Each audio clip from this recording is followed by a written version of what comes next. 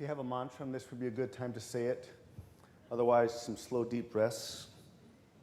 28 seconds left.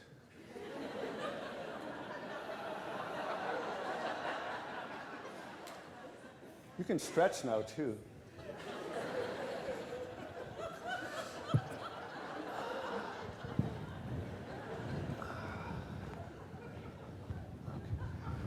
Okay. 1999 through 2005, like this present moment, was a time of both and. Of both reaping the harvest of past seedlings and sowing new seeds, and of fertilizing new growth in a sometimes lush and sometimes harsh environment. And I have to say that some of us sowed more fertilizer than others. Yes, this was an era in which we had choices, and we realized that those choices aren't always either or, but that sometimes we can have both and.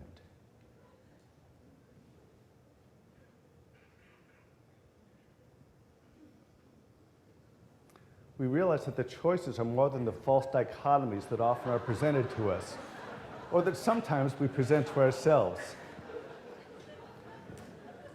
The creative and grounded and mission-driven choices that we give to each other as NAPCRG members often are transformative.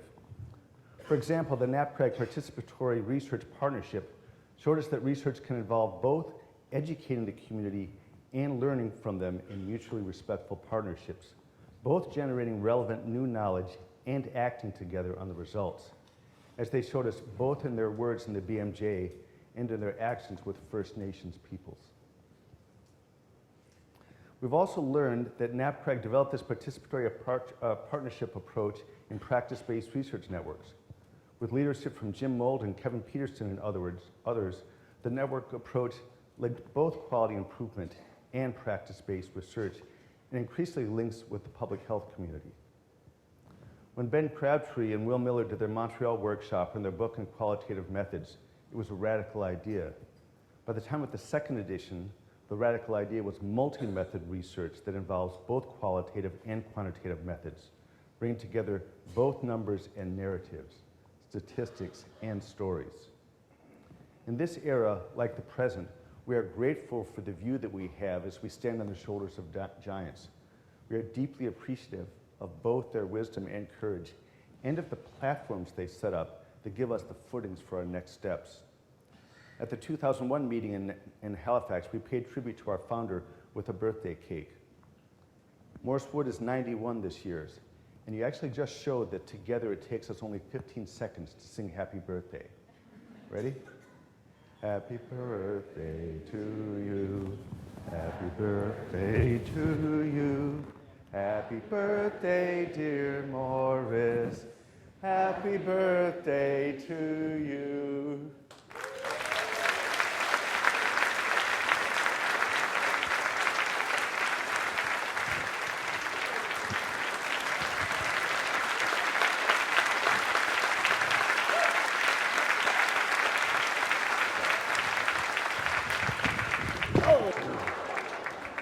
Okay. One of NAPCRG's conceptual beachheads was Carl White's 1961 work that Carol already talked to us about. And what better tribute to a mentor could someone have than what Larry Green and colleagues did, replicating this work? Oh, we're really moving now. Believe it or not, in the prior era, as investigators became established, they sometimes abandoned NAPCRG for more specialized meetings. That time ended as everyone came to value both the nurturing of new investigators and the rejuvenation of those of us with graying or receding hair. The ferment of both the younger and the older generations was a foundation of the Keystone 3 conference that led to the Future Family Medicine Project. Participants referred to themselves as Generation 1, 2, or 3, but I prefer John Fry's terms, the pioneers, the homesteaders, the settlers. It's time for a new generation of pioneers.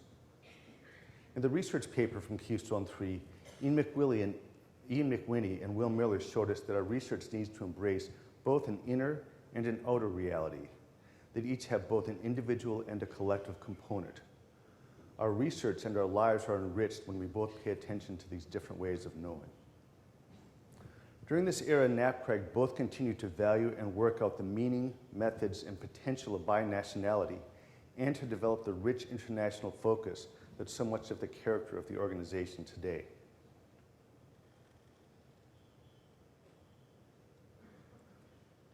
"10 years ago, in New Orleans, Paul Thomas regaled us with whole systems learning.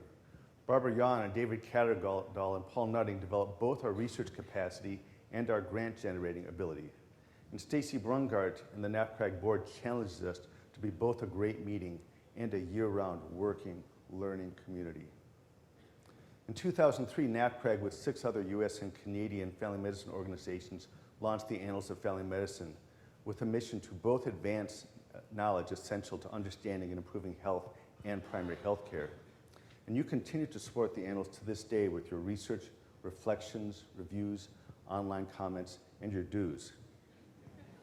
Then, like now, we need to recognize both the 800-pound gorilla and the elephant in the room to make sure we both see and seize the moment, the current opportunity of rejuvenated primary care, not being distracted by the daily grind of a dying, dominant, depersonalized, fragmented biomedical paradigm. Embracing both our countercultural roots and our emerging mainstream platforms. Not being co-opted or seduced by the trinkets of success or status, but both staying true to our original radical mission and rejuvenating for a new era by a new generation. Next, Perry Dickinson will reflect on the current era, and Lauren Hughes will peer into the future. Surely one of the lessons of this look at both the past and the future is that every moment contains both uncertainties and opportunities, and most of the time, they're the same thing. And that living each moment most fully is the best way to both honor the past and to create the kind of future that we want. Thank you.